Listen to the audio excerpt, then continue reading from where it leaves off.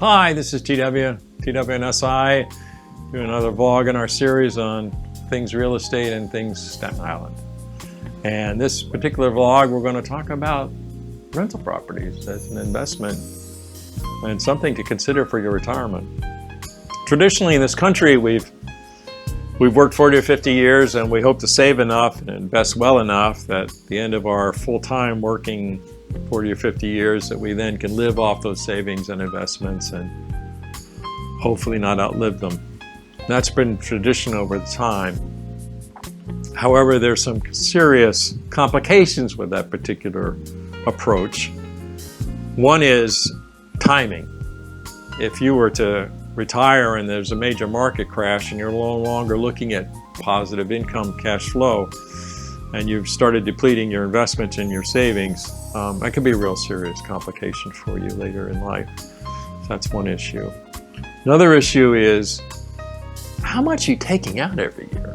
How much are you gonna withdraw every year and still have enough that you don't outlive that income? So important. And thirdly, inflation, and inflation's in the news lately, and importantly, and for good reason. Inflation can eat up your investments, particularly bonds. And so you have the inflation risk as well. For example, I buy a bond that's going to pay me 3%.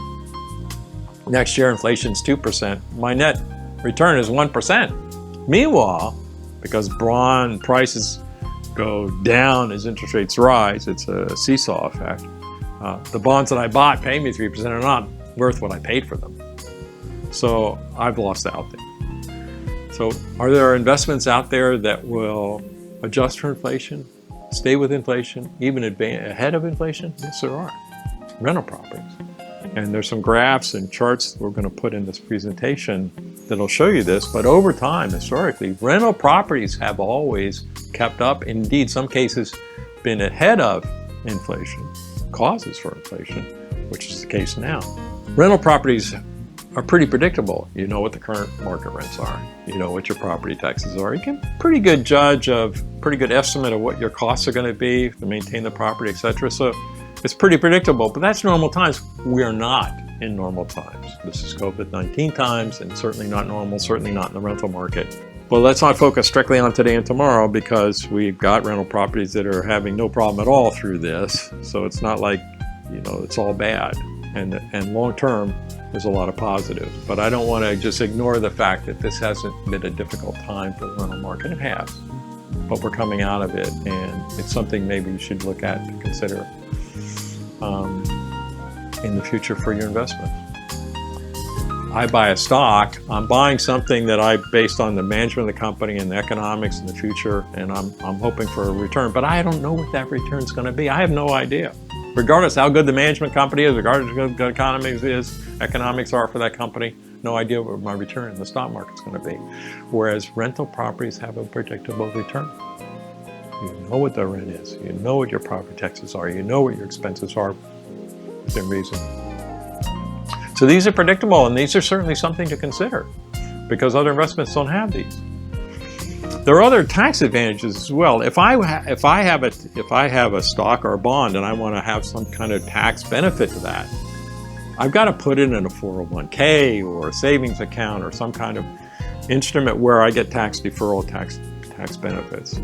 That's not the case with rental properties. With rental properties, the tax benefits are there, whether it's carrying your mortgage interest rate, some of the closing costs, legal costs, maintenance costs, repair costs. These are all can be written off tax-wise, not necessarily in 1 year, but over the course of the loan, your mortgage.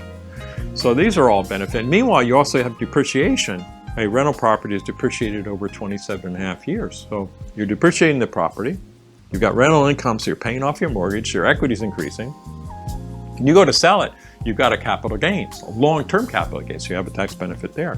And there's a 1031 exchange that the IRS allows you to take that gain, and rather than pay taxes on it, you can defer it by buying a like investment property that will then roll that gain over into the next property and so on and so forth, and you can keep rolling that on and delay the taxes.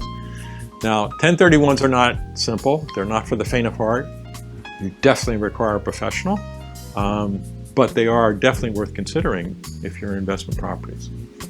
The other thing too, if you don't want to buy strictly an investment rental property, consider a two-family. In a two-family situation, you live on one side and you rent out the other part of the two-family property.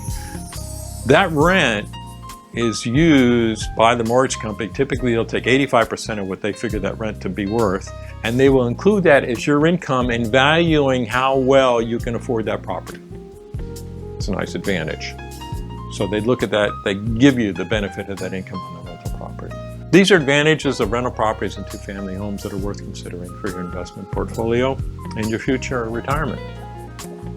Hope this has been helpful. This is TW, TWNSI. Stay well.